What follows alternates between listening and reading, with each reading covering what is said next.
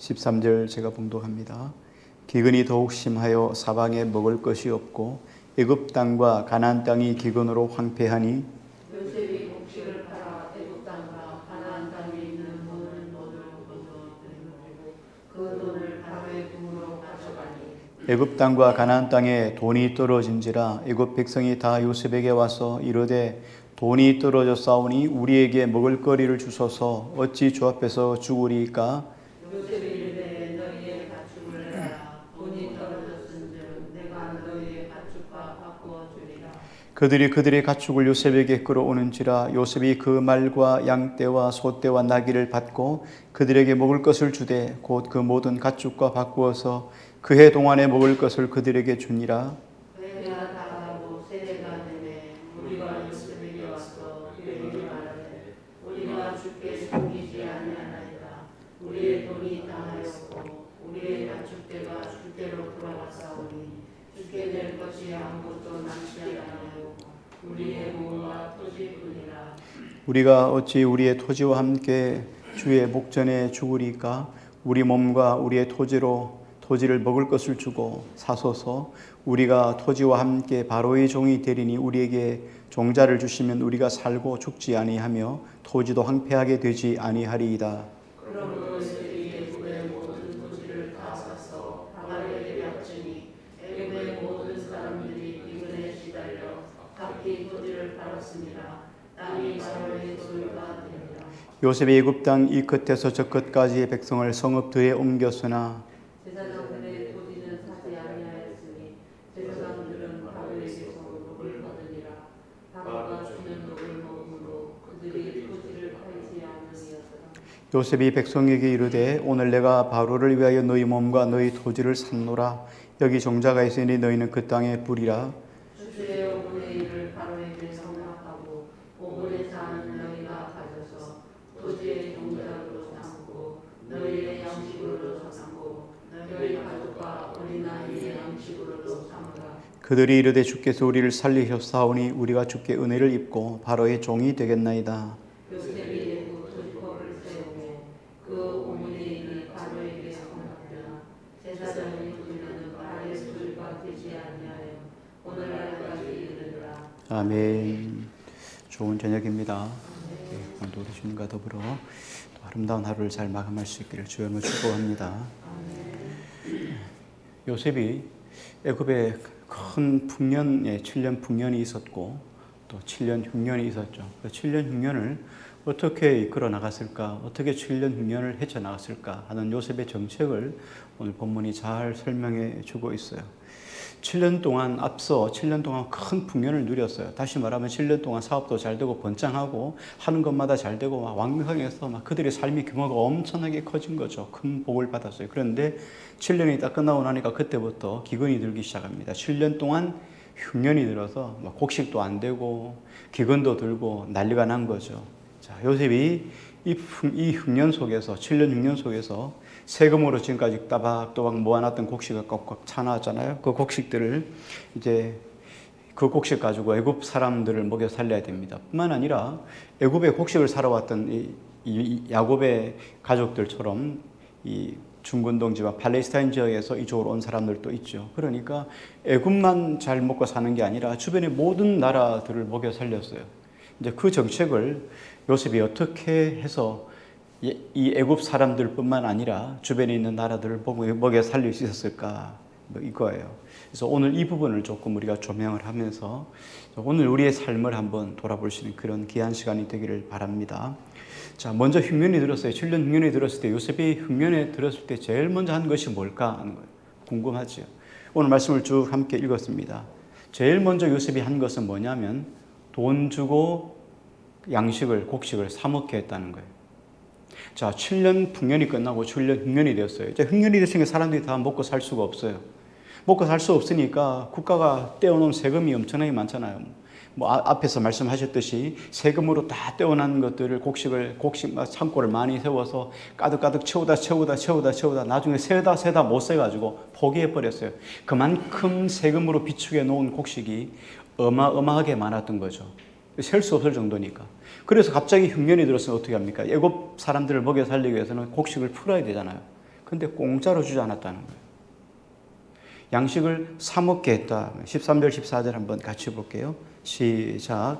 기근이 더욱 심하여 사방에 먹을 것이 없고 애굽 땅과 가나안 땅이 기근으로 황폐하니 요셉이 곡식을 팔아 애굽 땅과 가나안 땅에 있는 돈을 모두 거두어 들이고 그 돈을 바로의 공으로 가져가니. 여기 더욱 심하여 기근이 더욱 심해졌다. 사방에 먹을 것이 없다 그랬는데, 자, 7년 풍년이 있었어요. 그러니까 뭐 조금 비축해 놓은 것도 있었겠죠. 그러니까 뭐 첫 해는 좀 견딜만 했겠죠. 그런데 갈수록 흉년이 더 심각해져가요.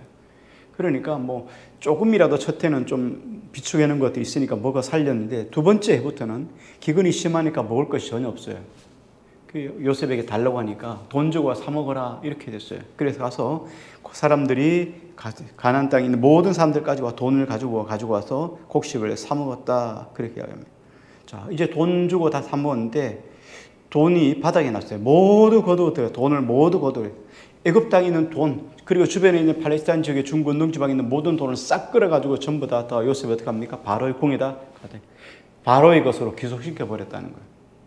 대단하죠. 세상에 돈이 얼마나 많겠어요. 근데 그 모든 돈을 지금 다 걷어들일 만큼 흉년이 들었어요. 자, 돈이 떨어지니까 어떻게 합니까?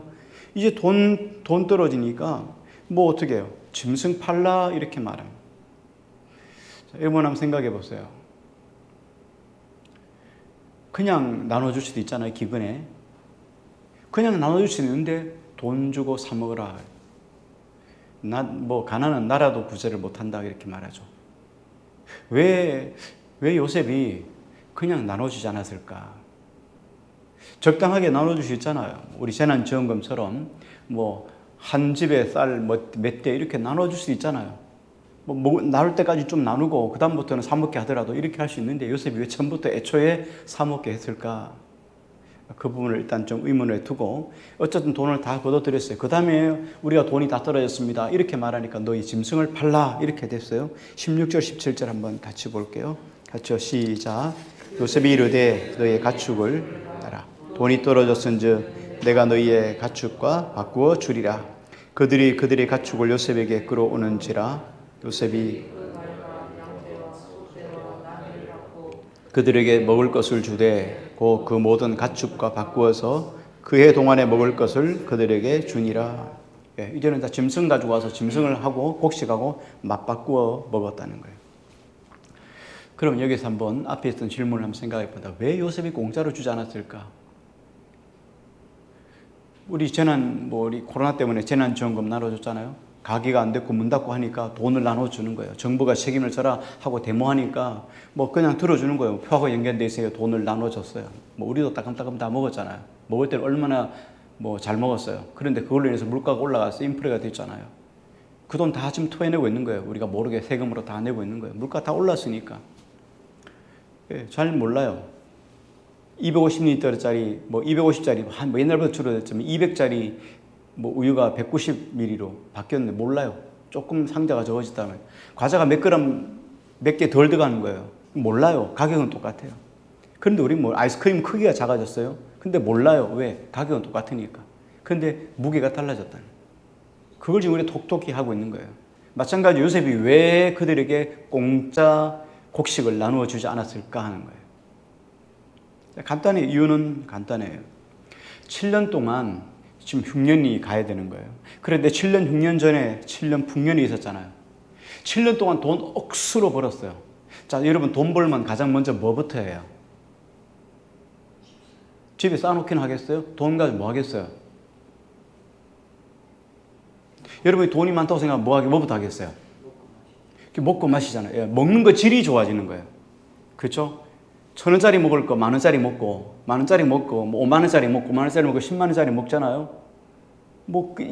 그렇잖아요, 여러분. 그렇게 규모가 커지잖아요. 집도 더 좋은 집에 살 거고, 차도 더 좋은 차 살 거고, 옷도 더 좋은 거 입게 되고. 규모가 잘 벌면 규모가 커지기 시작해요. 삶의 질이 높아지기 시작해요. 자, 그러다가 망했어요. 가난해졌어요. 그럼 어떻게 해요? 그럼 그 다음 어떻게 해야 돼요? 제일 먼저 해야 될 게 뭐예요? 자, 평소에 풍년일 때 한 달 사는 유지비가 1,000만 원이라고 생각하십시다. 천만 원 있어야 먹고 유지가 됐어요. 삶을 유지할 수 있었어요. 자, 그런데 흉년이 들어가가지고 망했어요. 자, 그러면 한 달 유지비가 1,000만 원 있어야 돼요. 자, 그런데 지금 내게 들어오는 게 500만 원밖에 안 돼요. 그럼 나는 가난한 거예요. 가난하잖아요, 지금. 1,000만 원 살던 데서 500만 원밖에 안 되니까 가난한 거예요. 500만 원 어디 채워줘야 돼. 그 500만 원 누가 채워줘야 돼요? 국가가 채워줘야 되는 거예요. 이렇게 가는 거란 말이에요. 가난해지면 규모를 줄여야 돼요. 규모를 줄여야 돼요. 아까 이야기했죠. 5만원짜리 먹던 거, 10만원짜리 먹던 거 5만원짜리 먹어야 되고, 5만원짜리 먹던 거 만원짜리 먹어야 되고, 만원짜리 먹던 거 5천원짜리 먹어야 되고, 5천원짜리 안 되면 3천원짜리 먹어야 되는 거예요. 먹을 거 다 먹으면서 가난하다 이렇게 말하고 나라에 손을 내미는 거는 잘못된 거죠. 애굽의 정책이 바로 이거예요. 요셉이 한 정책이 바로 이거예요. 규모를 줄이지 않으면서, 규모는 그대로 가지고 있으면서 못 먹고 살겠다, 죽겠다 하고 데모하고 돈 달라 그러면 국가가 다 주는 거예요. 이게 지금 어디에서 문제가 잘못이 됐겠어요? 자, 지금 이거 지금 보여주고 있는 거예요. 자기 삶의 규모를 줄이지 않으면은 절대로 창고에 곡식이 아무리 많이 쌓여 있어도 절대로 그 흉년을 이겨낼 수 없어요. 흉년을 이겨내기 위해서는 가장 중요한 게 뭐냐면 규모를 줄이는 거예요. 내 삶의 규모를 줄이는 거예요. 뭐 국가가 이렇게 설문조사를 해가지고 이렇게 이야기를 하잖아요. 은퇴하고 난 다음에 생활비가 얼마큼 드냐. 보통 한번 200, 250 이렇게 들잖아요. 이렇게 이야기를 하잖아요. 평소에 사는 삶하고 똑같이 하니까 그만큼 드는 거예요. 그렇죠? 은퇴하고 나면 이러면 확 줄여야 되는 거예요. 삶을 확 줄여야 되는 거예요. 그렇죠? 아내, 남편, 애들까지 있던 거 뭐 애들은 다르겠지만 아내, 남편이 있던 핸드폰도 줄여야 되고 한 대 줄이고 한 대까지 살아야 되고 이렇게 줄여가야 되는 거예요. 그게 맞는 거예요. 과거의 삶 그대로 유지하면서 없다, 힘들다, 가난하다 이렇게 말하는 거 잘못된 거죠. 규모를 줄여야 되는 거예요. 자, 그래서 요셉은 그들로 하여금 스스로 규모를 줄여서 스스로 삶을 책임지게 했어요. 자, 오늘 여기 보십시다. 중요한 말씀이 18절 말씀이 있어요. 18절 한번 같이 볼게요. 같이요. 시작. 그 해가 다가고 새해가 되매 우리가 요셉에게 와서 그에게 말하되 우리가 주께 숨기지 아니하나이다. 우리의 돈이 다 되었고 우리의 가축대가 주께로 돌아갔사오니 주께 낼 것이 아무것도 남지 아니하고 우리의 몸과 꾸짖으니라. 예, 상당히 의미 있는 말씀이에요. 여러분 잘 보세요. 무슨 뜻인지 다시 한번 제가 읽어드릴게요. 그 해가 다가고 새해가 됐어요. 1년 동안 한 해 동안 뭐 했습니까? 가축 다 가지고 와서 쌀 바꿔 먹었다고. 그렇게 한 해 동안 가축 가져와 쌀 바꿔 먹은 거예요. 자, 그리고 요셉에게 와서 그에게 말하되 우리가 주께 숨기지 아니하나이다. 우리의 돈이 다하였고 우리의 가축대가 주께로 돌아가사오니 주께 낼 것이 이제는 아무것도 남지 아니하고 몸과 토지뿐입니다. 자, 여기에서 중요한 단어가 뭐냐면 그에게 말하되, 요셉에게 와서 그에게 말하되 우리가 주께 숨기지 아니하나이다. 그러니까 그 전에는 요셉이 사 먹게 하기 전에는 어떻게 했다고요? 숨겼다는 거죠. 뭘 숨겼어요? 돈 숨겼어요.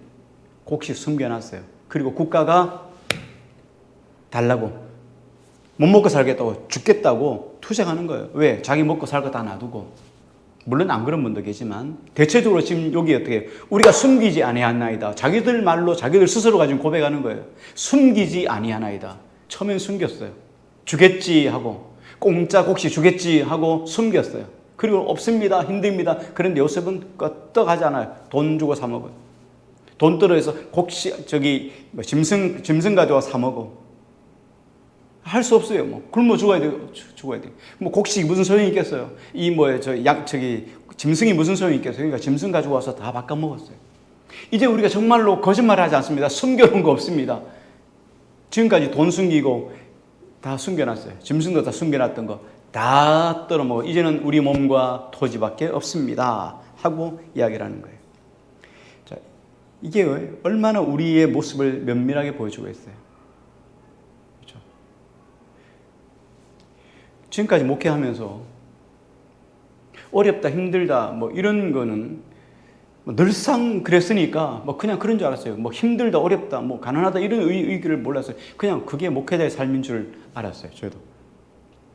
근데 이게 가난하다는 게 그냥 가난한 게 아니구나. 규모가 이만큼 있으면서 가난하다고 하는 거 하고 그냥 늘상 그 속에서 그 자족하고 살아가는 삶하고는 다른 거예요. 자족하면서 그냥 살아가는 우리는 그냥 늘 부유하다 생각했어요. 그런데 훨씬 더 사례비도 많이 받으면서 늘 부족하고 힘들다, 어렵다 이렇게 하는 사람들 보면서 참 의아했던 적이 있어요. 차원이 다른 삶이구나 생각을 해봐요. 자, 오늘 이 사람들과 똑같이 그래서 요셉이 어떻게 합니까? 자, 그 다음부터는 토지를 다 바뀌어요. 토지를 가지고 토지를 맡기고 그리고 곡식을 바꿔 먹겠어요.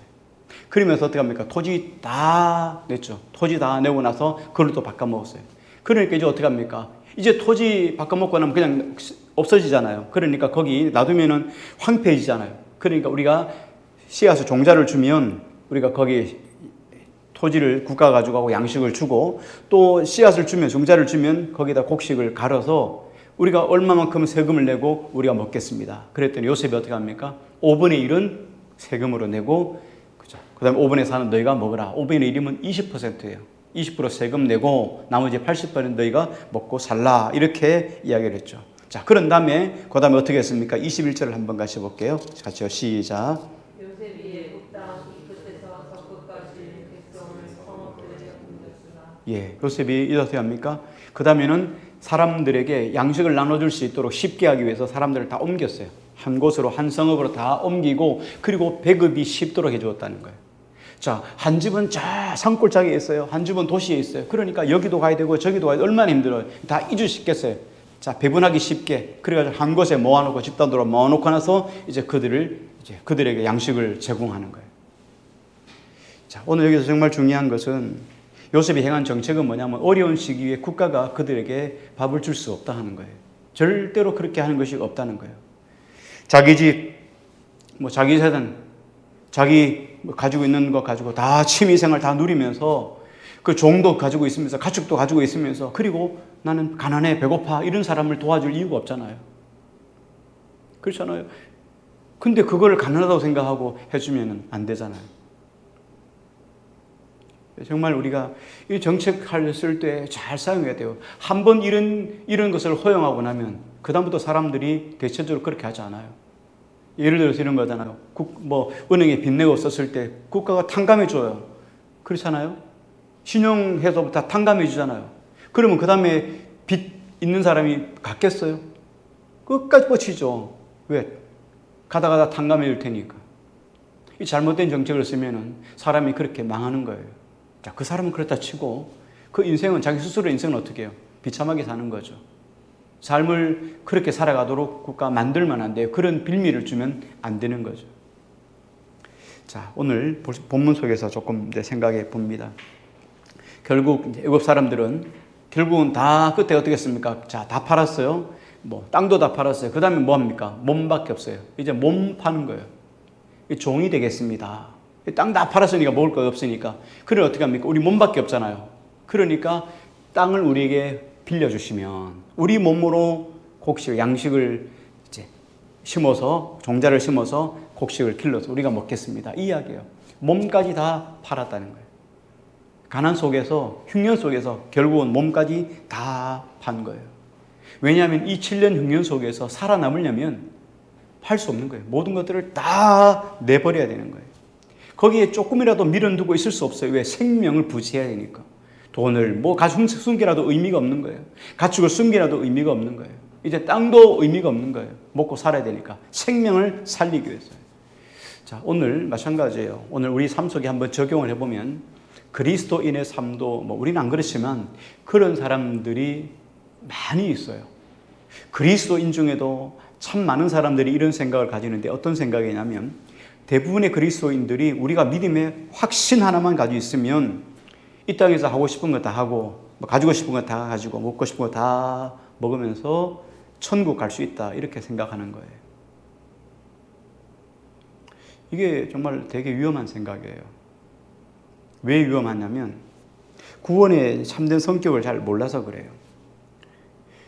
진짜 우리가 처음엔 이렇게 교회에 나와요. 그런데 성경이 뭐라 말합니까? 너희가 내 부모와 전토와 자식과 모든 것들을 버리지 아니하면 능히 나의 제자가 될 수 없고. 그렇잖아요? 주님은 뭐라고 말합니까? 다 버리라는 거예요. 돈 버리고 가축 버리고 땅 버리고 어떻게 해요? 몸도 생명도 목숨도 버려야 주님의 제자가 될 수 있다는 거예요. 그러니까 예수 믿으면서 여전히 우리가 요구할 것들을 다 요구하고 가질 것들을 다 가지고 누릴 것 다 누리면서 예수님의 제자가 된다는 것은 진짜 불가능한 일이에요. 이거는 교회 처음 나온 사람들이 가지는 생각이에요. 그러나 우리가 제자가 된다는 건 뭐예요? 나를 십자가에 못 박는 거잖아요. 자기를 부인하지 아니하면 능히 내 제자가 되지 못하리라. 그렇죠? 예수님이 부자 청년에게 이렇게 이야기했죠. 부자 청년이 예수님께 나와서 어떻게 하면 내가 영생을 얻을 수 있겠습니까? 야, 말씀을 지키라. 내가 어릴 때부터 말씀을 다 지켰습니다. 그래, 너인데 한 가지 부족한 것이 있는데 너 있는 재산을 다 팔아서 가난한 자에게 나누어 주고 너는 나를 따르라. 이 청년이 어떻게 합니까? 근심하여 가니라. 끝이에요. 다 버리라고 하니까 그건 못 버리겠는 거예요. 주님의 제자가 된다는 것은 이 모든 것들을 다 내려놔야 살 수 있어요. 그런데 아직도 가진 것이 많은 거죠. 붙잡을 것이 많으면 결국은 주님이 원하는 삶을 살아갈 수가 없는 거죠. 뭐 그렇다고 구원받지 못하는 건 아니겠죠. 그러나 진짜 주님이 우리에게 원하셨던 삶, 우리를 통하여 주님과 교통하는 영적인 교제의 삶을 우리는 놓쳐버리고 살아갈 수 있다는 거예요. 자, 결국 어떻게 합니까? 결국은 이 애굽 사람들이 돈도 버리고 가축도 내려놓고 땅도 다 내려놓고 결국은 몸도 종이 되어진 것처럼 결국 우리 생명도 우리 목숨도 우리 몸도 다 결국은 주님 앞에 내려놓아야 돼요. 그래야 생명을 얻는 거죠. 그래서 무릇 생명을 얻고자 하는 자는 잃을 것이요 잃고자 하는 자는 얻으리라. 주님이 왜 그 말씀을 하셨겠어요? 죽지 않으면, 나를 내려놓지 않으면 절대로 주님의 생명을 얻지 못하는 거예요. 결국 우리가 인생 속에 삶의 어려움이 있을 때, 낙심될 때, 이런 위기가 많이 올 때 우리는 내 영혼에 대해서 끊임없이 점검해야 돼요. 내가 정말 주님이 원하는 삶을 살아가고 있는가, 그 길을 가고 있는가를 끊임없이 점검해야죠. 자, 이렇게 이제 흉년이 거의 다 끝났어요. 자, 이제 요셉이 어떻게 했습니까? 23절, 24절 한번 같이 볼게요. 같이요. 시작.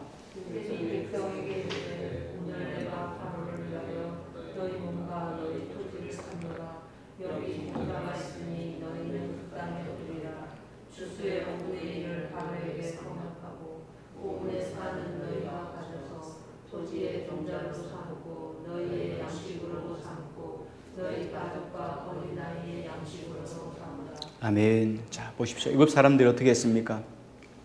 목숨 하나 붙잡고 나니까 살 길이 열리는 거예요. 다 내려놓고 목숨까지도 던졌잖아요. 이제 우리밖에 없어요. 우리도 누구의 종이 됐어요? 이제 바로의 종이 됐어요. 자기들도. 이제 바로의 종으로 살아가니까 그제서야 이제 어떻게 해요? 땅을 다시금 회복하게 되는 거죠. 그리고 종자를 가지고 씨 뿌려서 그들이 먹고 살아갈 수 있는 거예요. 이 세금 내고 나머지 먹고 살아갈 수 있게 된 거예요. 결국은 생명을 부지할 수 있게 됐다는 거예요. 우리도 마찬가지예요. 우리가 살아갈 동안에 아무리 어려움이 와도 정말 중요한 것을 놓쳐버리면 안 돼요. 그건 뭐냐면 우리 영혼을 보존하는 거예요. 영적인 것만 붙잡으면, 이 믿음만 붙잡으면, 이 영혼만 붙잡으면 살 수 있어요. 살 길이 있는 거예요. 반드시 하나님께서 그 길을 열어주신다는 거예요. 그러므로 성경은 우리에게 끊임없이 우리에게 질문을 던집니다. 성경은 우리가 힘들고 어려울 때마다 성경은 우리에게 끊임없이 질문을 던져요. 여러분 자신에게도 질문을 던져야 돼요. 너 어느 나라 백성이야? 너 어디서 왔어? Where are you from? 이렇게. 그렇죠? 너 어디서 왔어? 너 어느 나라에서 왔니? 이렇게 말하잖아요. 우리 대한민국에 왔어. 이렇게 하잖아요. 여러분 어느 나라 백성이에요? 예, 대한민국 이러면 안 돼요. 하나님 나라 백성이에요. 우리는 하나님 나라 시민권이에요.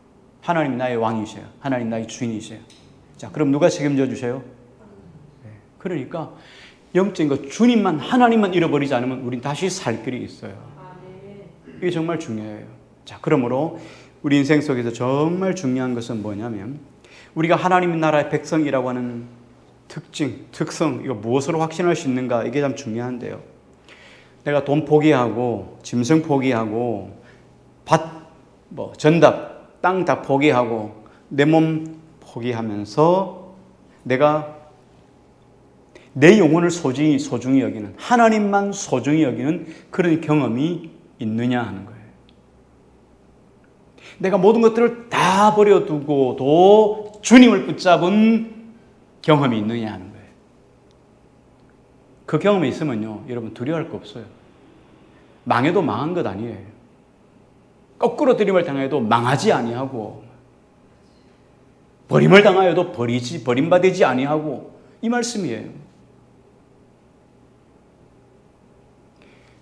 다 망해도 하나님 붙잡으면요, 다시 살 수 있어요. 다시 설 수 있어요. 이 경험을 해야 돼요. 하나님이 목회자를 부를 때 여러 가지 시험을, 여러 가지 훈련을 하죠. 훈련을 하는데 어떤 훈련 하냐면 영적인 훈련도 하세요. 기도 훈련도 하시고 주님 만나는 훈련도 하고 시키죠. 이게 다 영적인 훈련을 합니다. 그 다음에 육적인 훈련도 시키잖아요. 육적인 훈련 속에 특별히 많이 훈리는 게 인간관계 훈련이에요. 사람과 사람 사이에 시험 받게 하고, 낙심하고 절망하고 사람이 괴롭히는 것, 그걸 견뎌내야 돼요. 견뎌내지 못하고 서로 다치고 싸우고 그러면 안 되잖아요. 낙심하면 안 되잖아요.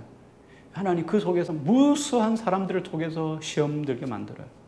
정말 별 희한한 사람 다 있어요. 크리스찬 중에도 별 희한한 사람들도 정말 많아요. 우리 교회 성도님들은요, 양반이에요. 저기 안동 저 산골 양반 같이 정말 양반이에요. 세상의 교회는요, 정말 별 희한한 인간들이 다 있어요. 별 희한한 인간들이 다 있어요. 정말 보면요, 교회 사택에 와가지고 그 전기 담아 보면서, 목사님 절전해야지 60와트를 쓰면 어떻게 30와트로 바꾸세요. 이런 분도 계셔요. 그런 분 보면 목사가 어떻게 하겠어요? 참아야지 어떻게 해야지. 그죠? 그런 경우도 다 이기고 사는 거예요. 참 요즘 같은 말도 안 되잖아요. 그죠? 다 이기고 사는 거예요. 자, 인간관계 훈련이에요. 그 다음에 오는 게 물질 훈련이에요. 아무것도 없어요. 정말 기댈 거라는 것 하나님밖에 없는데 하나님이 도우시고 영원한 공급자라는 것을 믿을 때까지 훈련하셔요. 이런 경험이 있으면요, 다 망해도 망한 거 아니에요. 왜? 원래 없었으니까. 하나님 다시 회복시켜 주신다는 걸 믿으니까요. 근데 이런 경험이 있으면요, 힘을 얻어요. 망해도 망하지 않아요. 너희가 거꾸로 들임을 당해도 넘어지지 않아요. 왜? 우리 주 예수 그리스도 죽이신 것을 짊어지고 살기 때문이에요. 예수 그리스도를 믿는 믿음으로 살기 때문이에요. 그러므로 여러분들이 가장 최고의 경험, 가장 최고 안전한 게 뭐냐면 주님 붙잡으면 다 가지고 있는 거예요. 여러분 돈 없다고 망한 거 아니에요. 부도 났다고 망한 거 아니에요. 진짜 망한 건요, 하나님 떠난 거예요. 부자로 있고 돈 잘 벌고 사업 잘 되는데 하나님 떠나면 망한 거예요. 오래 못 가요. 하나님 떠난 인생에게, 악인에게서 하나님 어떻게 합니까? 악인에게 있는 재산을 훅 불어서 하나님이 의인의 마당에 쌓는다고 하시잖아요. 악인이 버는 거는요, 하나님 말씀을 벗어나서 버는 거는요, 버는 것처럼 보이지만요, 훅 불어서 언제 어느 때 누구 의인의 마당에 쌓일지 몰라요. 그러니까 의인으로 사는 게 안전한 거죠. 마지막으로 한 가지만 더 봅니다. 22절 말씀 한번 봅니다. 22절 같이요. 시작. 그 사람들의 토지는 사지 아니하였으니 그 사람들은 바로에게서 덕을 받느니라. 바로가 주는 덕을 먹음으로 그들이 토지를 팔지 아니하였더라. 예, 요셉이 경제 정책은 뭐요? 공짜 무료 밥을 주지 않는다, 무료 점심을 주지 않는다 이거였죠. 그런데 이런 정책, 요셉의 정책에서 벗어난 두 부류의 사람이 있어요. 하나는 애굽의 제사장들이에요. 그 당시에 바로가 했던 종교적인 것들이 많죠. 그래서 이 제사장들은 귀족층이에요. 애굽에 있어서 그 당시에는 귀족층들이에요. 그래서 귀족층들에게는 이 제사장들에게는 요셉이 땅도 취하지 않고 그들에게는 아무것도 취하지 않아요. 그냥 곡식을 무상으로 공급해요. 이게 첫 번째 뿌리고, 또 하나는 고센에 살고 있었던 요셉의 형제들이에요. 아버지 야곱과 더불어 요셉의 형제들에게 무료로 밥을 줘요. 무료로 곡식 다 제공해요. 그런데 애굽 사람들이 한마디도 반발하지 않아요. 왜요? 제사장들은 뭐 바로가 신임하는 귀족들이니까 그렇고, 요셉의 식구들은 어떻습니까? 요셉이 애굽을 살렸잖아요. 은인이에요. 그러니까 그들의 가족에게 내려가는 것은 지극히 당연하다고 생각하는 거예요. 그만큼 요셉이 바로에게 그리고 애굽에게 난 혜택이 얼마나 큰지 몰라요. 뿌린 게 있으면 거둔 게 있겠죠. 그러니까 거기에 대해서 전혀 반발하지 않은 것을 보게 됩니다. 자, 오늘 요셉을 통해서 애굽은 이렇게 7년 6년을 다 벗어나게 되죠. 요셉은 애굽에 있어서 은인이에요. 은인. 정말 은혜를 입은 자이죠. 자, 그러면 하나님이 요셉 같은 우리를 부르셨어요. 우리도 이 땅에서 요셉 같은 사람으로 하나님이 살게 하신 거죠. 우리가 세상을 돈으로 다 먹여 살릴 수가 있겠습니까? 하나님은 우리에게 돈을 요구하는 것 아니죠. 우리가 세상 속에서 어떻게 살아야 세상 사람들을 도우며 살아갈 수 있을까요? 두 가지로 할 수 있어요. 하나는 바른 삶이 무엇인가를 보여줘야 돼요. 의의 삶이, 빛된 삶이 어떤 것인가를 보여줘야 돼요. 정말 너무너무 아쉽지 않아요? 여러분, 요즘 정말 아쉽지 않아요? 우리가 요 앞에 정권에서도 그렇고 지금 정권에서도 그렇고 일꾼다운 일꾼이 없어요. 안 걸리는 사람이 없어요. 다 걸리잖아요. 어디에 걸려도 다 걸려요. 왜 이렇게 정직한 사람이 없을까? 그 안에 그리스도인들이 없었을까요? 크리스찬이 아닌 사람이 없었을까요? 지금 크리스찬들도 세상 사람들과 똑같은 기준으로 삶을 살아가고 있다는 증거예요. 똑같이 돈이 목적이니까 다 편법으로 투기하고 부동산 투기하고 위장으로 전입신고해서 자식들 좋은 데 보내려고 위장 전입하고 가짜 봉사활동 이렇게 해가지고 점수 따가지고 좋은 데 가고 스펙 쌓아 좋은 데 가고 이게 다 누가 하는 거예요? 그리스도인들이 하는 거예요. 정말 보면서 요즘은 뉴스를 좀 잘 안 보려고 그래요. 자꾸만 제가 부정적으로 가는 것 때문에 잘 안 보려고 그래요. 우리의 자녀들은 정말 정직한 자녀들이 되어야 되지 않겠어요?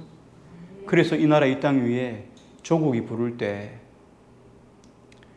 조국도 자꾸 나쁜 짓에가 이게 조국이란 말도 좀 헷갈릴까 봐 민족이 부를 때 이 나라의 민족이 부를 때 온전히 쓰임받아야 되지 않겠어요? 그러기 위해서는 우리가 바른 삶을 보여줘야 돼요. 무엇이 정직한가를 보여줘야 돼요. 거짓말하지 말고 정직해도 손해봐도 정직해야 되고 그게 세상을 살리는 길이에요. 나를 바라보면서 겁이 나야 돼요. 저 사람의 삶이 정직한 삶이니까 그 삶 때문에 우리 도전받아야 돼. 내가 그 옆에 가면은 우리가 빛 가운데 가면 어둠이 떠나가잖아요.